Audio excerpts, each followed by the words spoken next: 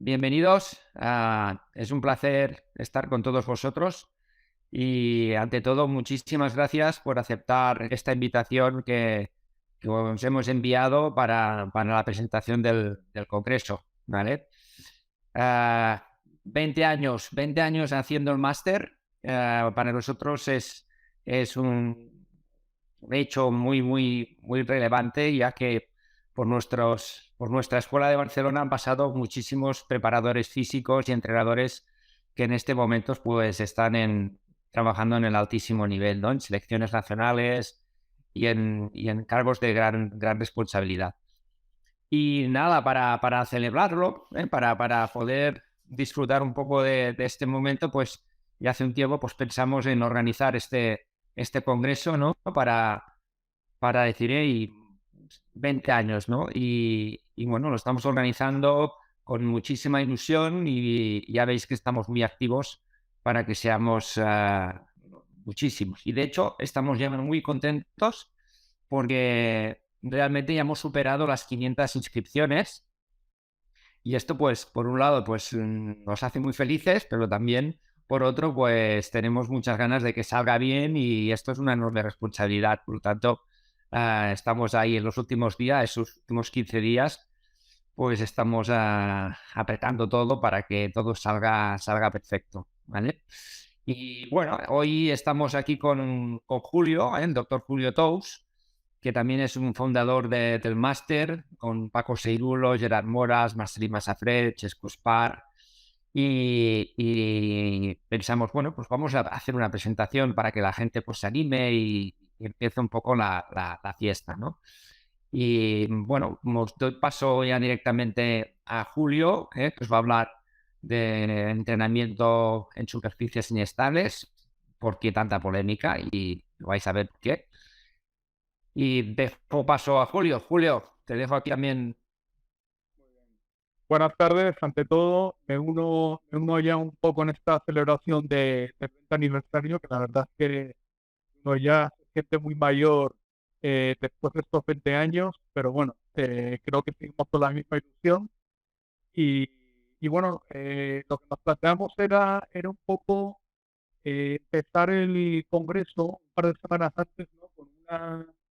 Con una charla muy corta, básicamente va a ser una charla muy conceptual que intente poner orden en un tema que hoy en día es muy polémico, ¿no? Como el entrenamiento de superficies inestables. Paso a compartir el PowerPoint que tengo preparado. Bueno, entonces, voy a intentar de algún modo contestar inicialmente a esta pregunta, ¿no? ¿Por qué tanta polémica, no? Bueno, yo en los últimos tiempos, ya no digo en las últimas semanas para preparar esta pequeña charla, de todo lo que he leído, lo que veo es que hay un caos absoluto, lo primero a nivel terminológico, ¿no? O sea, es decir, la terminología es súper difusa, difícil de delimitar, depende de la escuela, si es una escuela alemana, anglosajona, española, latina, cada uno habla de lo que le parece y no tenemos claro si llamarlo inestable, desestabilizador, equilibrio, perturbador. Bueno, intentaremos poner orden un poco a esto, ¿no? Los objetivos, por lo tanto, no parecen estar claros, sobre todo porque los términos ya de inicio nos llevan a una especie de incertidumbre permanente y esto es un campo, como veréis posteriormente, súper amplio y claro, hay un montón de conceptos que están interactuando que lo primero que tengo que tener claro es qué es lo que quiero hacer, ¿no? Y esto lo tocaremos más tarde, ¿no? Por otro lado, cuando uno analiza los estudios, que es lo que nos basamos para saber si las cosas son eficaces o no, más allá de las experiencias personales de cada uno, que yo aportaré las mías, la mayor parte de estímulos son muy estables en el sentido que se hace a lo mejor una cosa durante 4, 6, 8 semanas de entrenamiento, no se evoluciona, no se cambia, y luego veremos que este tipo de entrenamiento es un entrenamiento que necesita ser variado permanentemente para que siga siendo eficaz. Y esto viene unido también a la falta de combinación y alternancia no solo durante la sesión, sino durante las distintas sesiones dentro de un microciclo o de un periodo ya más largo de entrenamiento, con otros medios de entrenamiento. Y yo creo que esto es lo que no terminamos de dominar o tener claro, sobre todo en el mundo, vamos a decir, de la literatura, aunque yo creo que en el entrenamiento la gente sí que lo está teniendo más en cuenta, ¿no? Bueno, entonces lo primero, ¿cómo denomino este tipo de trabajo? Claro, lo primero que se nos viene a la cabeza, bueno, pues venga, continuamos, espero que no dé más problemas, ¿no? Lo primero que tenemos que tener en cuenta es cómo denomino este trabajo. En mi formación habitualmente se llamaba trabajo propioceptivo. Yo creo que esto es un error, ahora veremos por qué. Posteriormente se llamó trabajo sensorio-motor y últimamente se está llamando trabajo en metaestabilidad, ¿no? Entonces vamos a intentar ver esta evolución terminológica, ¿no? La propiocepción, que es un término aportado por Charles Harrington, que fue premio Nobel a principios del siglo XX, básicamente tenía en cuenta la información aferente, ¿eh? No tenía en cuenta ni la información eferente ni todo el proceso de control central que tiene lugar cuando yo estoy sometido a perturbaciones o a inestabilidades, ¿no? Aparecen los primeros trabajos en los años 60, concretamente de Freeman. De hecho, se llamó el primer plato inestable, se llamaba el plato de Freeman, ¿no? Y bueno, se hablaba de que estos déficits propioceptivos posteriores a una lesión podían ser reeducados con un trabajo con superficies inestables, ¿no? Bueno, entonces, a principios del siglo XXI hay una publicación de un libro que provoca un punto de inflexión, este libro de Le Parifu en Human Kinetics, ¿no? Donde ya ellos abogan por un cambio terminológico y comentan la necesidad de emplear el término sensoriomotor, ¿no? Que incorpora ya un poco todas las cosas que están ocurriendo realmente con este tipo de trabajo, ¿no? Como decía anteriormente, aferencias, referencias y integración a nivel central para intentar controlar o estabilizar una función articular, ¿no? Luego ya 10 años más tarde o 15 años más tarde, en la escuela alemana, que es muy activa en ese tipo de trabajo, con mucha tradición, habla de este concepto de metaestabilidad. Entonces, la metaestabilidad es más un proceso y digamos que la etimología que sería más allá de la estabilidad, en inglés beyond stability, ¿no? Sería cómo yo voy pasando de un punto donde tengo, vamos a decir, un cierto equilibrio a un punto de transición, a un punto donde tengo una situación súper estable, ¿no? Entonces ellos, por ejemplo, hablan de este continuum que podéis ver aquí. El estado de equilibrio metastable sería el de, por ejemplo, una carrera, donde yo voy equilibrando un paso tras otro y soy bastante estable, pero no perfectamente estable.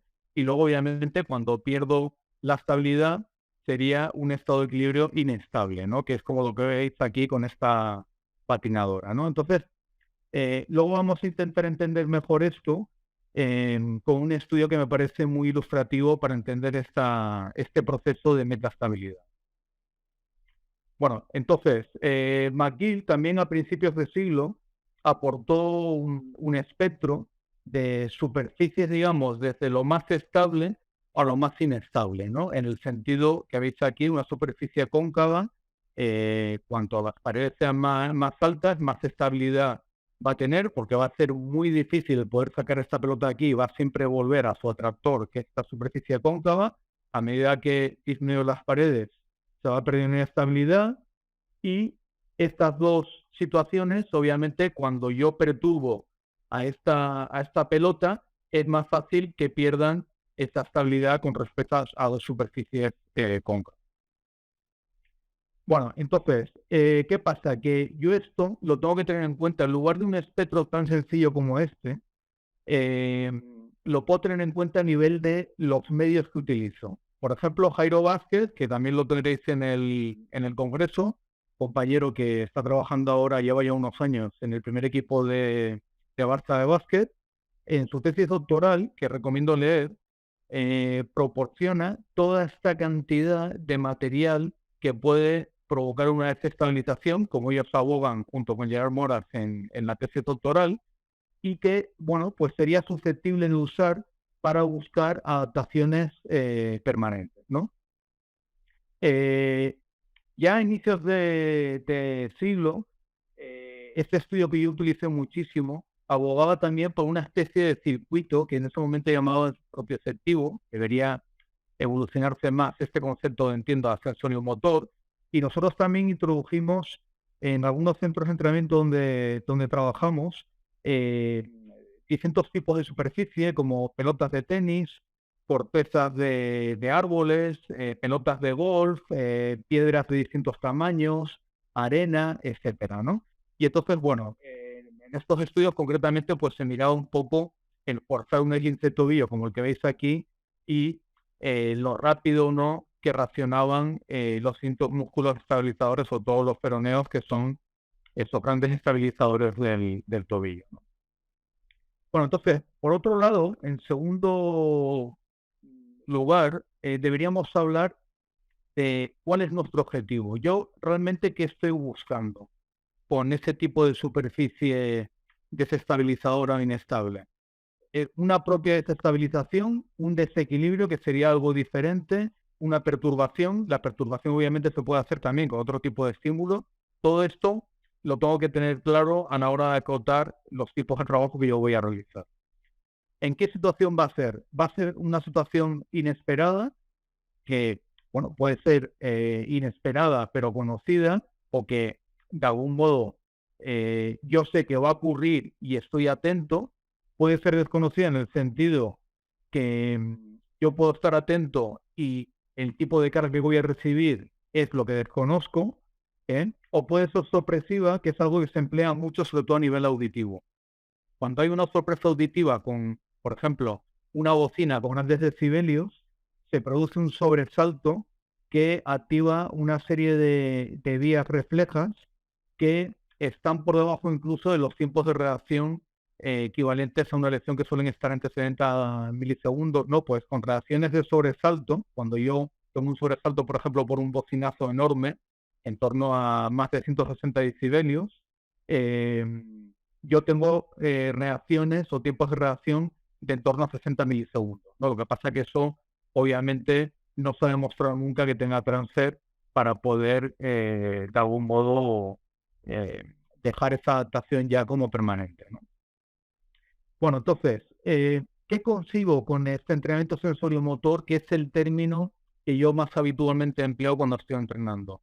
Pues, a ver, estoy incidiendo sobre todos los niveles, tanto a nivel cortical, como veis arriba, como a nivel subcortical, o a nivel de la médula, como a nivel, como veis en este siguiente esquema, de todo lo que son los propioceptores. Entonces, ¿qué pasaba? Que al principio solo estábamos hablando de adaptaciones vinculadas a los propioceptores, pero no tenía en cuenta todo lo que son adaptaciones corticales, que son muy potentes, como ahora veremos, ¿no? Aquí veis un tercer nivel de aproximación, que a mí me parece el que más utilizo yo a la hora de ordenar el tipo de estímulos que quiero diseñar, ¿no? De un autor francés muy interesante que ha trabajado mucho sobre la postura y tiene muchas publicaciones, ¿no? Entonces, él diferencia, no es que sea una aportación original suya, pero este esquema sí, ¿no? Entre lo que serían los ajustes posturales anticipatorios, que es lo que veis aquí, y los ajustes posturales compensatorios, ¿no? Entonces, ¿qué pasa? Que cuando yo soy sometido a una perturbación inesperada, que puede ser por una superficie que me estabiliza y que yo no la esperaba de algún modo, o alguien que me empuja, yo lo único que puedo hacer es compensar. Pero obviamente no me puedo anticipar, porque si no me la espero, no tengo esa capacidad de anticipar. Entonces, por otro lado está cuando yo sé que me van a perturbar de cualquier modo, y entonces yo estoy ya anticipando. Entonces, lo que se debería con el entrenamiento probablemente es intentar unir estos dos mundos de forma que yo siempre estuviera con una vigilancia, atento a lo que puede llegar a ocurrir. Es ese concepto de esperar lo inesperado, ¿no? En nuestro esquema concretamente no se emplea, pero que nosotros siempre educamos a nuestros deportistas a que tengan siempre ese mecanismo de proalimentación, de feed forward, de anticipación, activado por lo que pueda venir. Bueno, entonces, aquí veis algunos de los primeros estudios que demuestran en distintas áreas los efectos del entrenamiento sensorimotor, que es el control postural, a distintas capacidades de fuerza, el muy importante el entrenamiento de fuerza o Rate of Force Development, ¿no? El índice de fuerza explosiva, la prevención de lesiones. También posteriormente se encontraron en diferentes estudios, no en todos obviamente, una mejora en manifestaciones más interesantes, más específicas, como el cambio de dirección, y últimamente también en acciones o habilidades técnicas, en este caso un estudio que es muy interesante, lo que pasa que es difícil de un poco entender que en mujeres profesionales que eran en la liga griega de una edad ya madura de 26 años, con un trabajo, también es cierto, no solo sensorimotor, sino también de agilidad, pues tenían transfer a todo ese tipo de habilidades. Yo creo que probablemente pues el nivel de entrenamiento inicial debía ser muy, muy pobre, pero bueno, estoy convencido que con unos trabajos bastante bien diseñados se podría llegar a conseguir, y lo que hago obviamente es, por ese tipo de trabajo, combinarlo con trabajo de fuerza. No es el único trabajo a hacer, sino que tiene que ser intercalado con trabajo de fuerza, el trabajo con inestabilidad, con perturbaciones, etcétera. Bueno, entonces, fijaros, os voy a intentar explicar también cosas que a lo mejor algunos desconocéis, que es el efecto que tiene incluso sobre la materia de gris un trabajo tan sencillo como el de este balancín, que consiste en intentar equilibrar un balancín y que con pocas sesiones de entrenamiento ya hay un efecto bastante importante en el aumento de la materia gris. ¿Cómo tengo que interpretar este estudio? Con que probablemente esto habrá un momento donde deje de dar resultado y lo que tengo que variar es el tipo de estímulo, ¿no? Pero por lo menos tengo la evidencia de que hay adaptaciones a nivel del corte cerebral, ¿no? Entonces, este estudio me sirve también para que entendáis un poco la necesidad de variar la carga, ¿no? Y lo que hacen simplemente es a gente que no tenía experiencia con entrenamiento con inestabilidad, someterlos a 3 sesiones de entrenamiento de simplemente 10 minutos, 5 seguidos, con un tiempo de recuperación. Y lo primero que vemos aquí es que muy rápidamente, o sea, en la segunda sesión ya hay un cambio, en la tercera más todavía, el sujeto es capaz de estar más tiempo, de algún modo, en el punto de estabilidad, en el punto que veis aquí concretamente, ¿no? O sea, al principio están más tiempo, digamos, en la parte de donde han perdido el equilibrio, en el atractor, que sería este en la parte izquierda y este en la parte derecha, y luego son capaces de estar más tiempo en el punto intermedio en equilibrio, ¿no? O sea, aciertan más o pasan más tiempo a estar en ese punto de equilibrio central, ¿no? Y curiosamente, fijaros como al principio tenían una bastante significativa simetría en la extremidad no dominante, en la izquierda concretamente, en este grupo de sujetos, ¿no?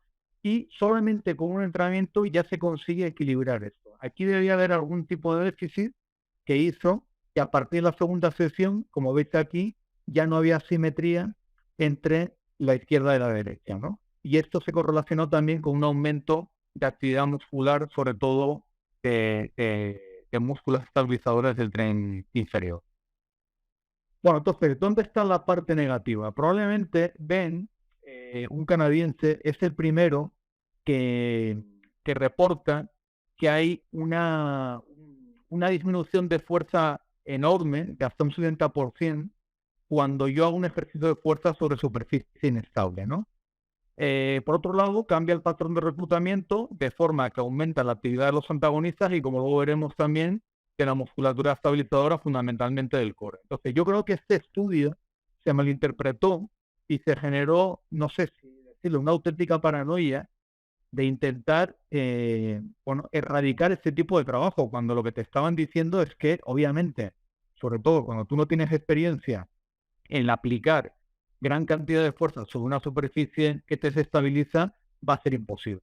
Ahora, también os digo una cosa, en la tesis doctoral de Jairo Vázquez, con gente un poquito más experimentada, es cierto, es otro tipo de superficie inestable, como el pienaste o superficie desestabilizadora, no encontraron diferencias significativas en la aplicación de fuerza aplicada mientras hacían un ejercicio con polea cónica, ¿no? Es cierto que el movimiento es diferente, era un movimiento que era más antero-posterior, no era totalmente vertical.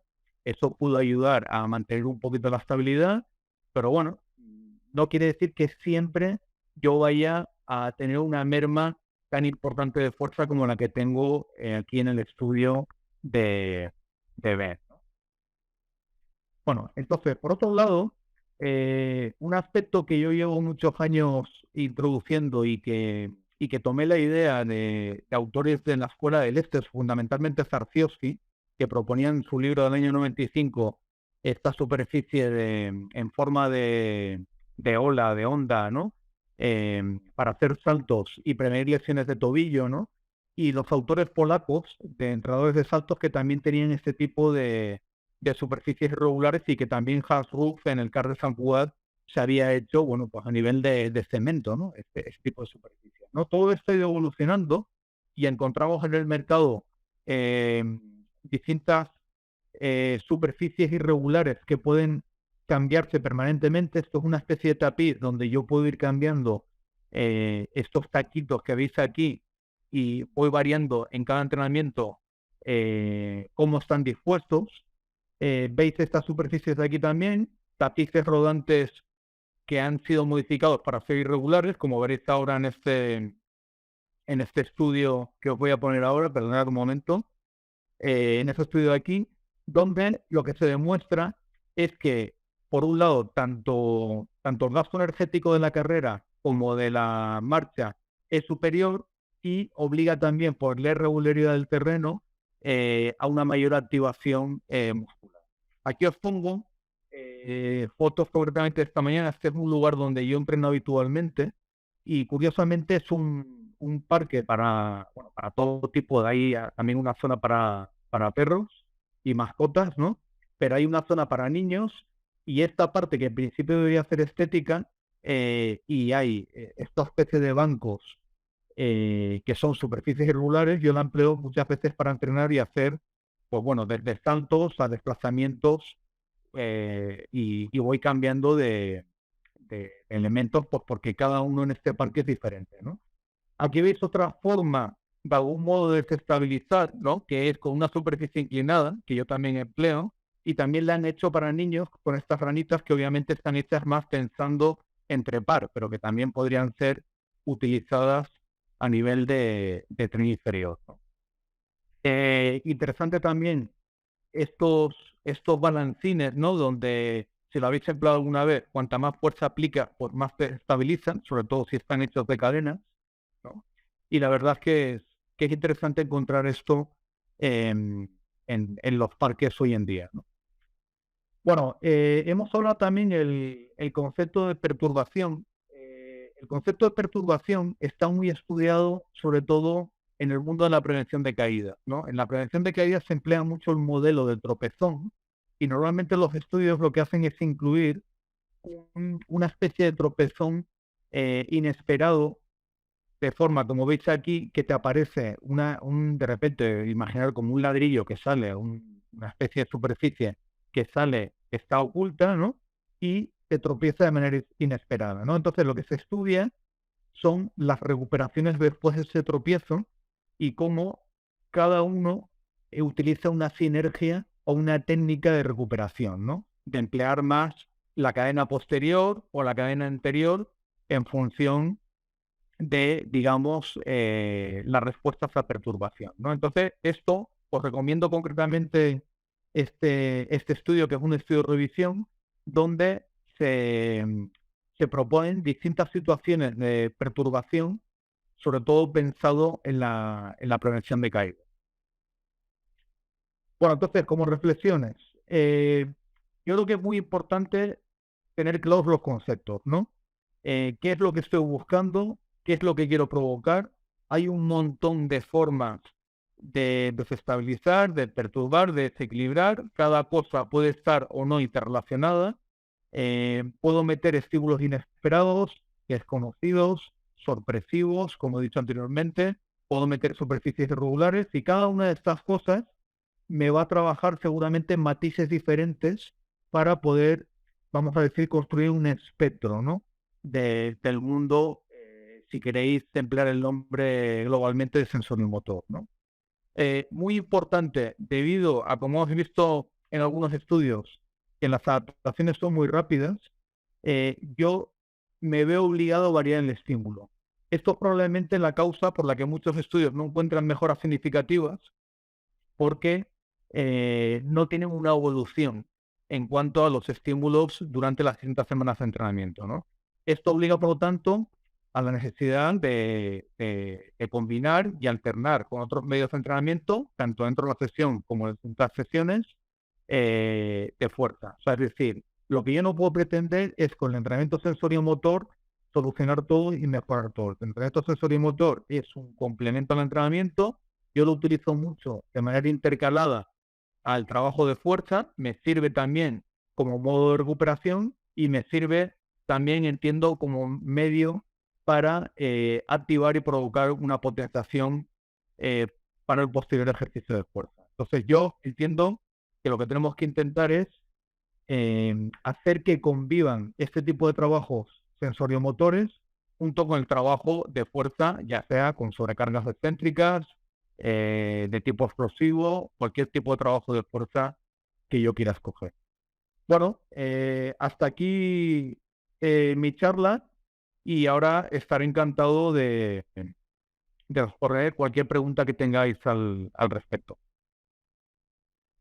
Vale, sí, a ver, esto hay una cosa que a lo mejor no he especificado lo suficiente, pero que podéis intuir a partir de los comentarios que he hecho, ¿no? Claro, no tiene nada que ver alguien muy experimentado y con una gran evolución en ese tipo de trabajo, ya puse el estudio de Jairo, ¿no?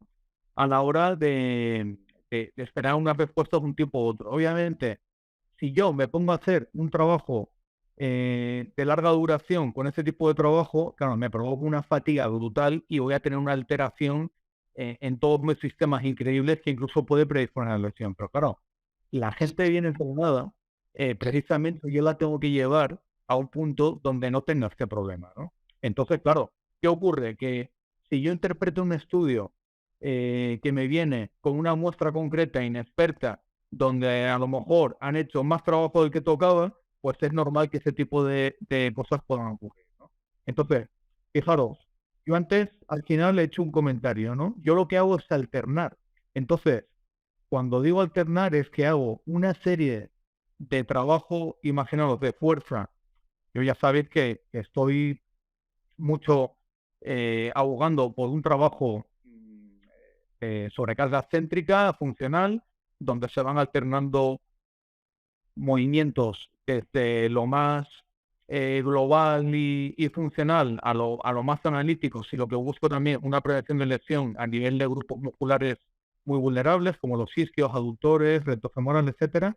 Entonces, después de cada trabajo, tiendo a meter ese tipo de trabajo sensoriomotor. Entonces, lo que hago es, muchas veces, la activación previa a la sesión, introduzco algo de ese trabajo y lo voy intercalando, ¿no? Entonces, claro, ¿qué ocurre? Que no estoy en plan 10 minutos seguidos como a lo mejor está un estudio trabajando esto. A lo mejor están 30 segundos, luego hacen otra cosa y entonces yo creo que es esta alternancia la que nos da realmente una adaptación positiva y nunca nos ha dado ningún tipo de problema o algún tipo de lesión que hayamos visto que pudiera ser ocasionada por una fatiga o como dice aquí el compañero, un retardo electromecánico, ¿no? La musculatura fundamentalmente estabilizadora.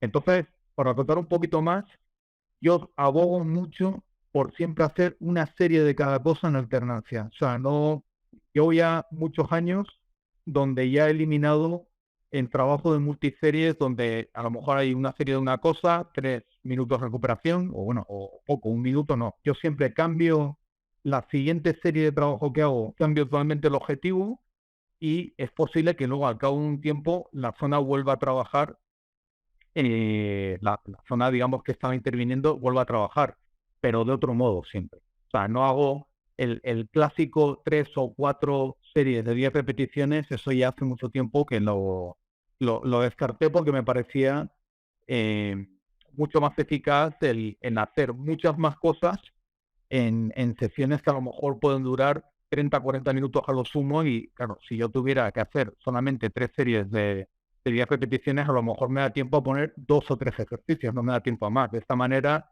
pues soy capaz de meter a lo mejor hasta 15, ¿eh? Si no, además no paro entre, entre cada una de las series, ¿no? Y de este modo desarrollo también la capacidad de repetir potencia. A ver, una pregunta. ¿Cómo aplicas estos trabajos en el campo con pelota? Bueno, yo este tipo de trabajo también, sobre todo los días que no podemos hacer fuerza, es una de las maneras que utilizamos para activar y lo que nos da muy buen resultado es combinarlo con acciones técnicas variadas, ¿no? O sea, es decir, de forma que ellos hagan pequeños apoyos sobre las superficies de distinta inestabilidad o con distintas perturbaciones, ¿no? Y siempre con una acción técnica alternada, variada, no siempre haciendo el mismo gesto, ¿no? Es el modo en que lo introduzco. Muchas veces también introducimos acciones de lucha, donde hay dos sujetos, eh, digamos, luchando uno contra el otro, perturbándose, ¿no? Sobre superficie inestable, que también pueden ser a veces pelotas gigantes, etcétera, mientras hacen también acciones de tipo técnico, ¿eh? Y es lo que nos da muy buen resultado en el campo, ¿no? Y luego, por otro lado, utilizas este tipo de trabajo en 3 series de fuerza para un descanso activo, puede ser eficaz, no va a perjudicar el rendimiento final. A mí, yo lo que entiendo es que me potencia.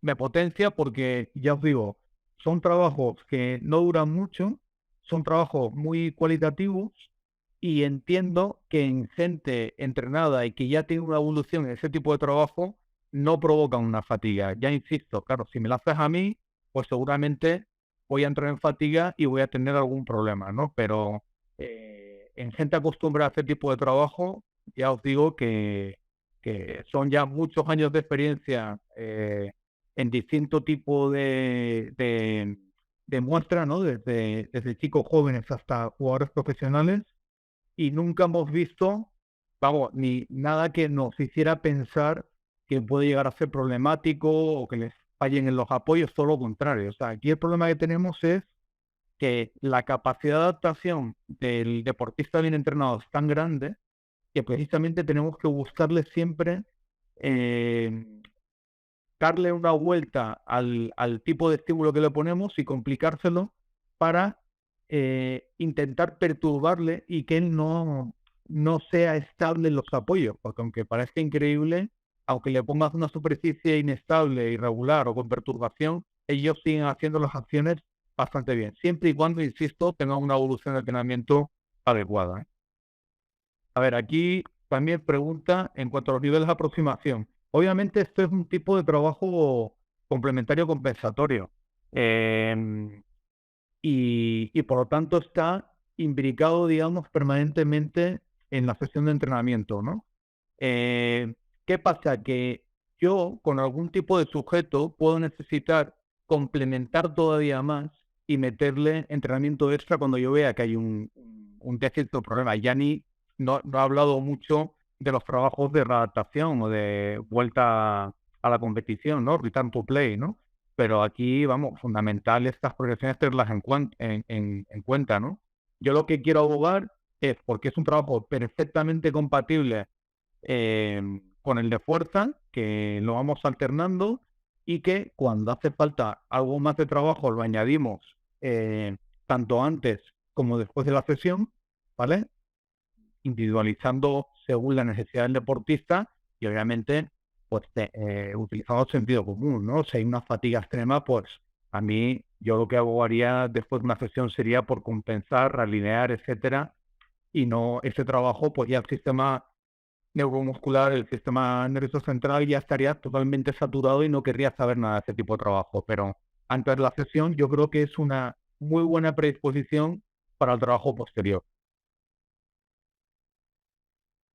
¿Con qué frecuencia lo aplicas semanalmente? Bueno, pues esto va a depender del contexto. Mirad, yo cuando trabajo a diario con los jugadores, yo todos los días hay algún tipo de trabajo sensorio-motor. ¿vale? Entonces, hay jugadores con los que trabajo a diario y, por lo tanto, siempre hay algún tipo de este estímulo.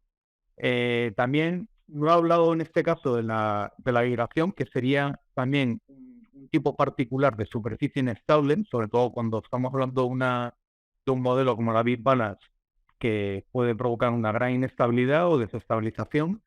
Y esto lo suelo emplear sobre todo con ejercicios muy dinámicos antes de los entrenamientos.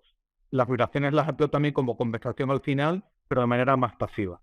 Entonces, una muy buena manera de activar antes de los entrenamientos. Pero se puede emplear perfectamente todos los días. ¿Utilizaré este tipo de trabajo en una activación preparativa más allá de trabajar los microciclos? Sí, de hecho, a ver, te podría hablar de un montón de jugadores profesionales de altísimo nivel internacional que siempre antes de un partido tienen una rutina de trabajo sensorio-motor, vamos, como una auténtica religión. Y que muchas veces termina con perturbaciones por parte mía.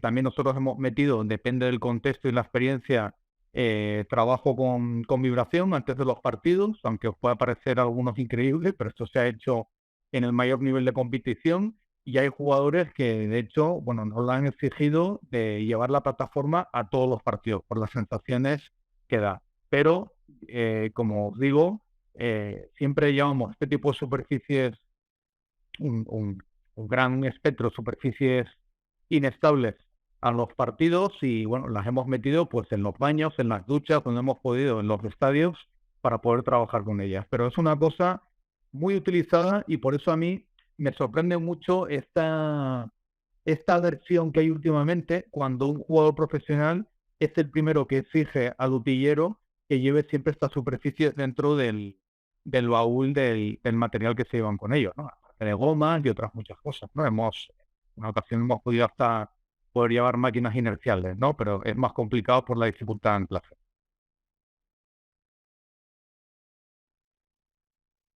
Bueno, pues entonces, parece que es la última pregunta.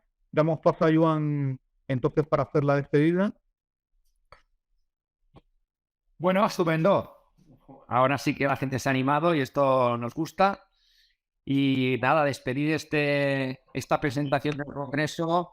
Os esperamos el día 29, lo tenemos ya todo a punto.